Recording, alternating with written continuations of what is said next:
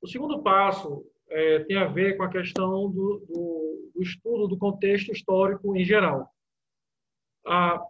Eu sempre recomendo para todos os alunos que possam trabalhar a exposição das escrituras de maneira contínua. O que eu quero dizer com isso? Escolha um livro, uma carta, um evangelho, uma epístola. Nesse caso, nós estamos falando do Novo Testamento, então seria um evangelho, o livro de Atos, ou uma epístola, e faça uma exposição contínua, unidade por unidade, desses documentos neotestamentários. A vantagem disso, por exemplo, é que a igreja fica inteirada de todo o ensino da carta, ou do evangelho, ou do livro de Atos. Também fica mais fácil para fixar as verdades ali, exaradas pelos autores bíblicos, inspirados por Deus. Também fortalece o ensino doutrinário da igreja, porque a igreja vai olhar e perceber que aquela doutrina, aquela verdade cristã, aquele ensino teológico que você está ensinando, seja numa classe de adolescentes, de jovens, de homens, de mulheres, seja seja no culto de doutrina, seja no culto de oração, ou no culto dominical, ou no grupo de jovens, você está ensinando ali de maneira contínua e fica muito mais fácil para eles poderem aprender.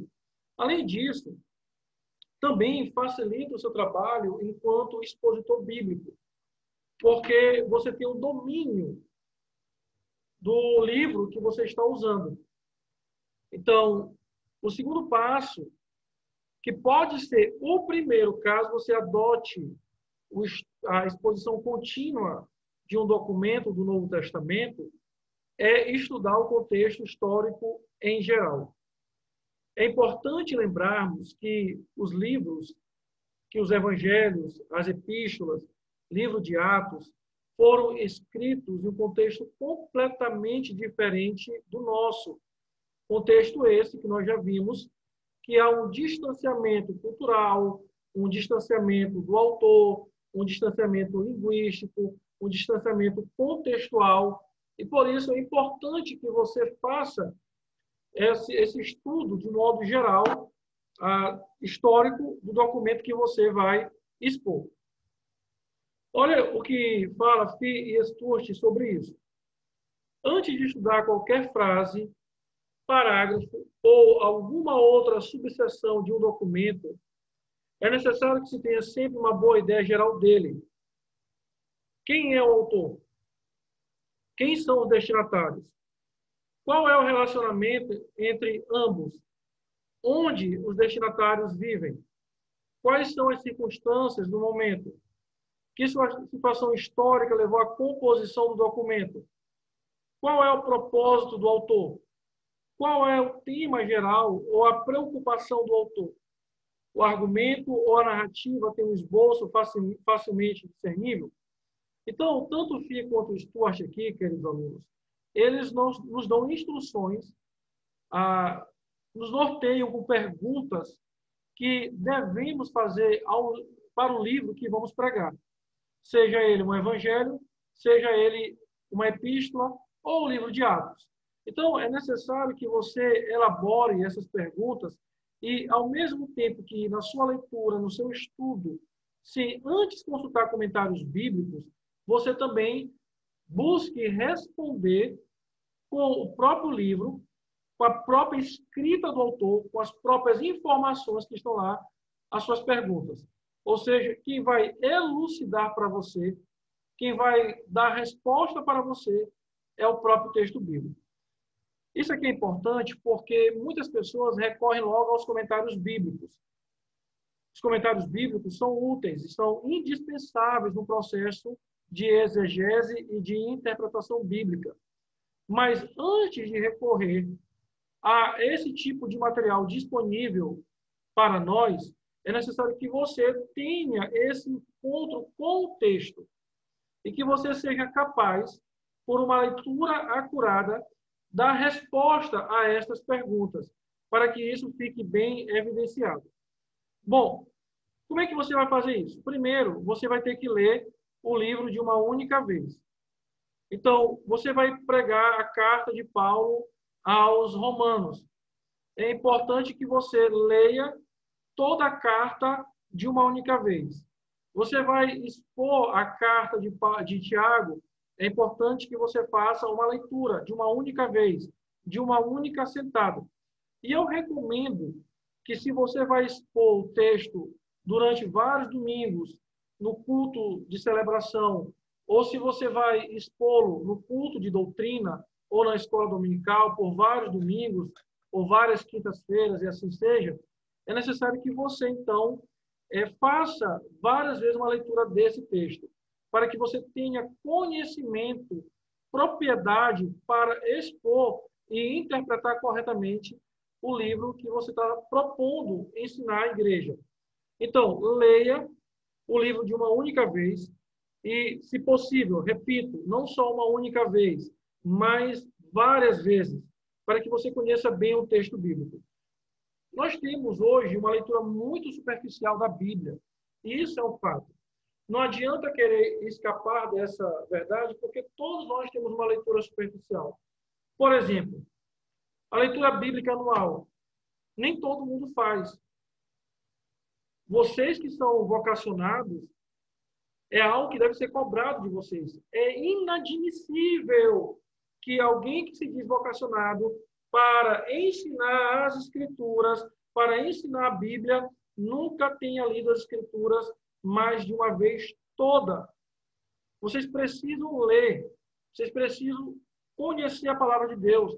E para um pregador, a leitura bíblica anual completa é obrigatória.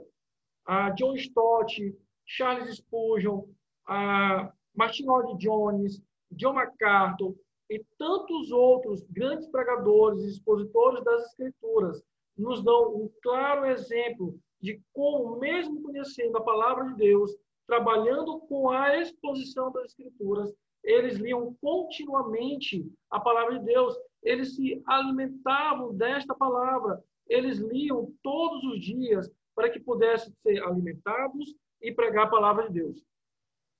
Esses dias, lendo sobre pregação expositiva, uma coisa interessante, queridos alunos.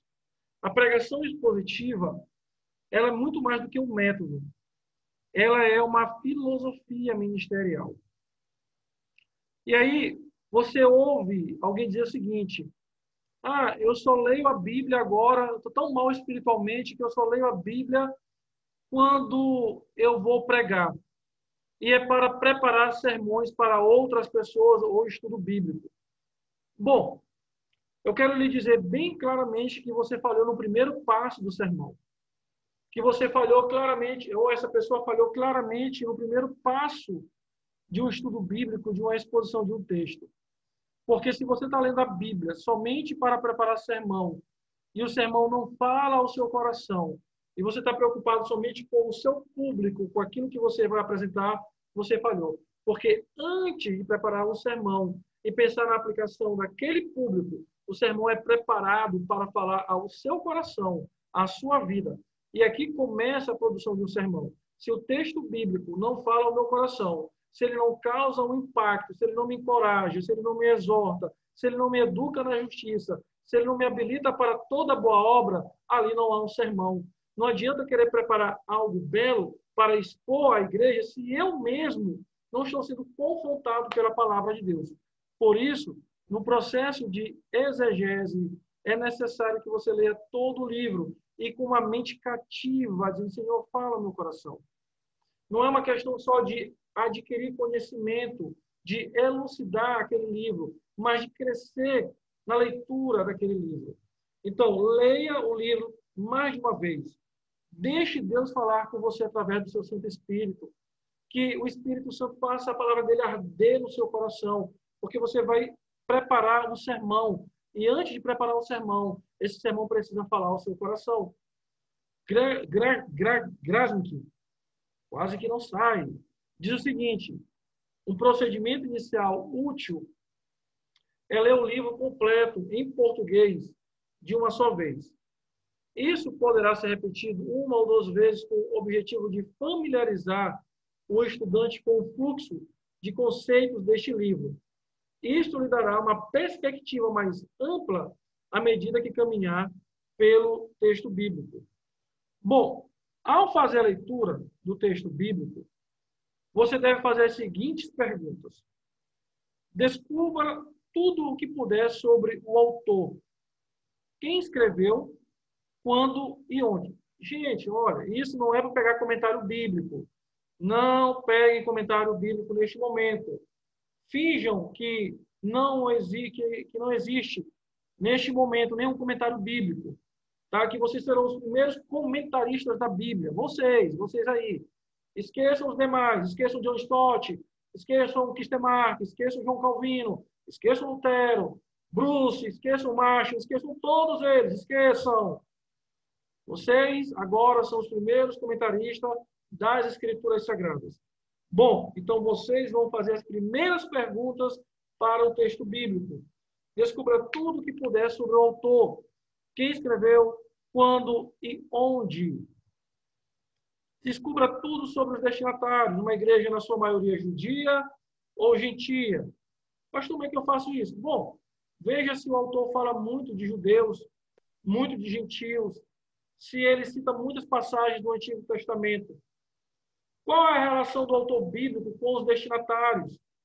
Isso fica muito claro nas cartas, nas epístolas, com os tratamentos de carinho, com a citação de nomes de pessoas que compõem aquela igreja.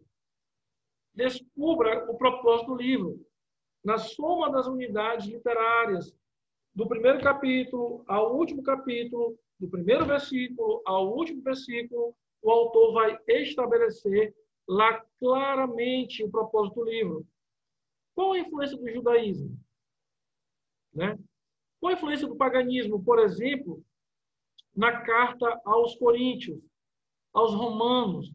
Então, você precisa descobrir isso e ter resposta para essas perguntas. Lembrem, vocês devem partir para o texto bíblico, sem nenhum comentário, sem nenhuma Bíblia de estudo, como se vocês fossem os primeiros comentaristas da palavra de Deus. Perguntas?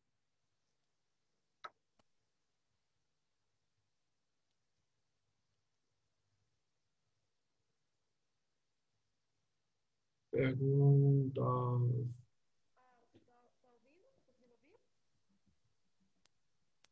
Hoje está sendo bem autoexplicativo, pastor. Por isso que não está surgindo algumas perguntas. Também creio que alguns já devem ter até lido o material que o senhor disponibilizou. Eu fui um desses.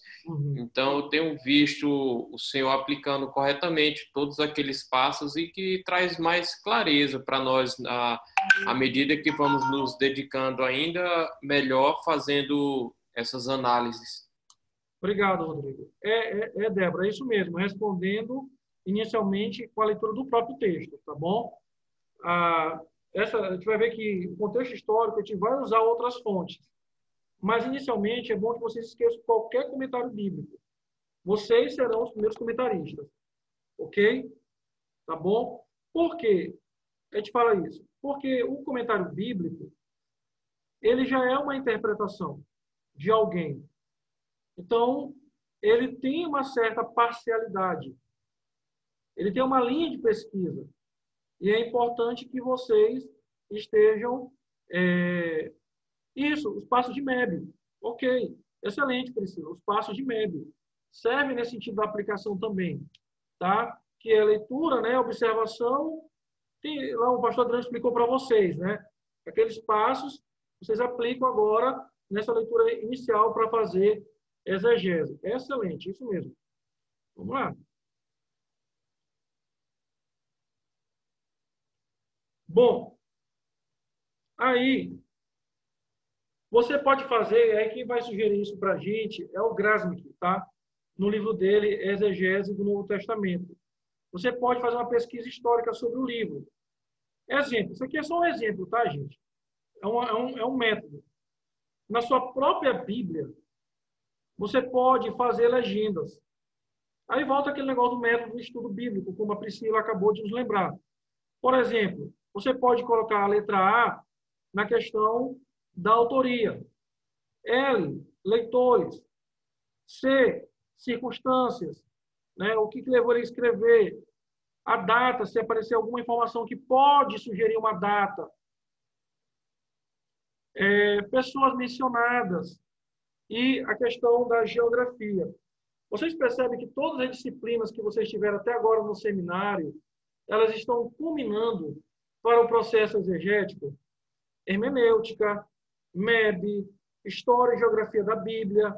Tudo isso vai caminhando, servindo de base, de assoalho, para que vocês possam fazer, de fato, uma boa exegese. E aí, meus estimados alunos de exegese do Seminário Cristão Evangélico do Norte, só um momento, por favor. Vocês precisam, não sei se vocês fazem, recuperar, e eu tenho falado muito isso, o hábito de marcar, escrever na própria Bíblia de vocês, ou escolher uma Bíblia que vocês vão trabalhar a respeito disso. Marcar, selecionar. Pode-se fazer isso no computador, ok? Pode-se fazer isso no computador, porque vocês possuem hoje ferramentas que podem lhe auxiliar hoje nisso. Você pode pegar isso, precisa do uso de código. Você pode pegar, por exemplo, no próprio Word e pegar a Bible Hub ou outro aplicativo que faz leitura, que tem leitura bíblica, a Bíblia Online, pegar o Word, pegar o texto, colocar no Word e trabalhar com caixa de texto, né, com figuras. Você mesmo pode fazer isso no Word, demarcar, e esse material você vai salvando e guardando, porque ele é fundamental mais tarde para você. Ele é indispensável. Esse processo ele vai ajudar você na compreensão melhor do texto bíblico. Então, você precisa ter um domínio. Então, marque as escrituras, né? Trabalhe as escrituras. Leia várias vezes a palavra de Deus. Vamos lá. Continuando. Aí, a pergunta da Débora. Aí, Débora, depois que você fez toda a pesquisa, você vai fazer o que agora? Você vai pegar outras literaturas. Você vai pegar comentários bíblicos, dicionários bíblicos, concordâncias bíblicas, introduções ao Novo Testamento, e aí você vai dizer agora, bom, essas são as minhas conclusões pessoais. Agora deixa eu ver se eu acertei, se há pessoas que concordam comigo, se eu, de fato, estou caminhando certo no meu processo de fazer a exegese. Aí você vai pegar o Hendricks, o Kistemark, o Casson, o John Stott, Calvino, Lloyd Jones, Augusto Nicodemos, Franklin Ferreira, Jonas Madureira, o Wisber. Aí você vai pegar tudo de comentário que você tem, o Dicionário Internacional de Teologia, você vai pegar os dicionários bíblicos, as concordâncias, porque elas nos ajudam no processo. Aí eu vou pegar agora sim, aí eu vou trabalhar em cima das minhas conclusões. Naquilo que eu estiver errado, e eu perceber que a maioria dos autores caminham para o outro lado, eu preciso fazer uma revisão de onde eu errei nas minhas conclusões e entender que outros também foram iluminados pelo Espírito de Deus e foram assertivos em suas conclusões. Perguntas?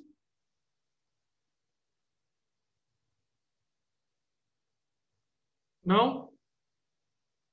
Então vamos lá. Vamos abrir, que é o texto que nós vamos trabalhar, em 1 Timóteo, capítulo 1.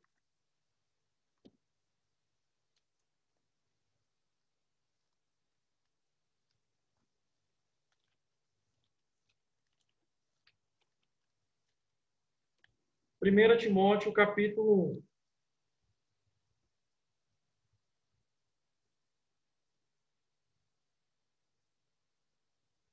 Alguém leia o versículo 1 e 2.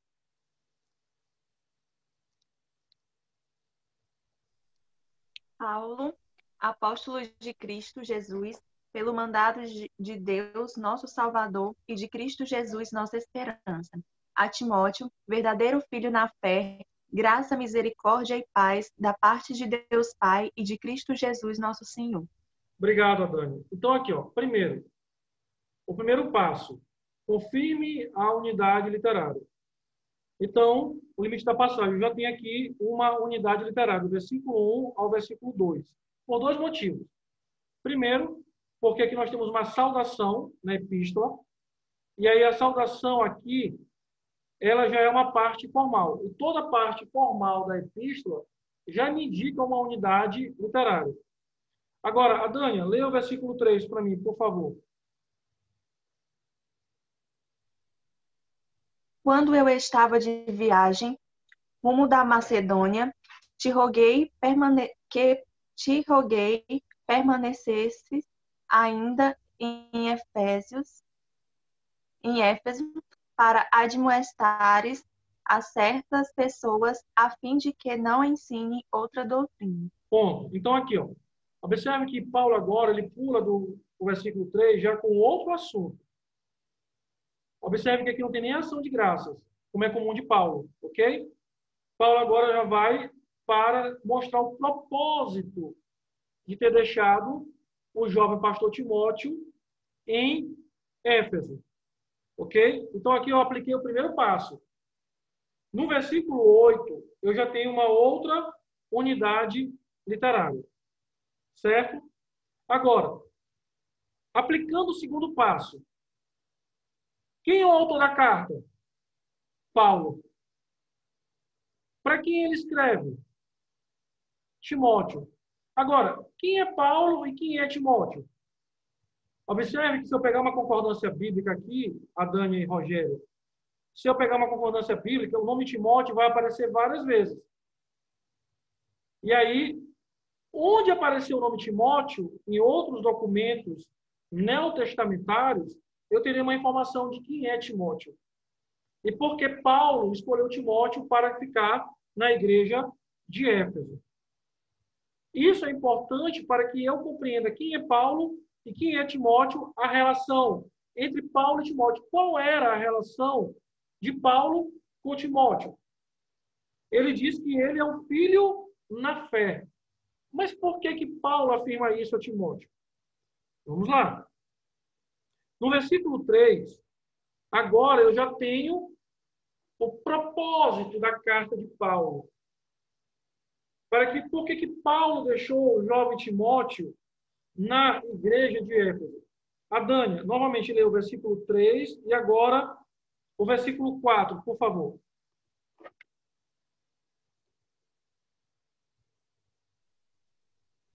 Quando eu estava de viagem, rumo da Macedônia, te roguei permanecesses ainda em Éfeso, para admoestares a certas pessoas, a fim de que não ensine outra doutrina, nem se ocupem com fábulas e genealogias sem fim, que antes promovem discussões do que o serviço de Deus, Obrigado, serviço de Deus na fé. Isso. Observe qual é o propósito. Ele deixa Timóteo, ou seja, a própria carta está me dizendo isso. Qual é o propósito de Timóteo, de Paulo ter escrito essa carta a Timóteo? Porque eu te deixei aí com esse objetivo. E é isso que Paulo começa a revisar a Timóteo e também trabalhar outros assuntos.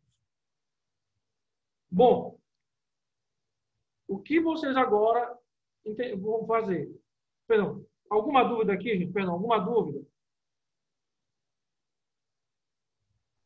Pastor Mário, e o verso 5 em diante seria um outro propósito ou um propósito da razão dele estar lá em Éfeso? Tudo é o mesmo propósito aí, do versículo 3 até o versículo 7, tá bom? Continua sendo uma unidade.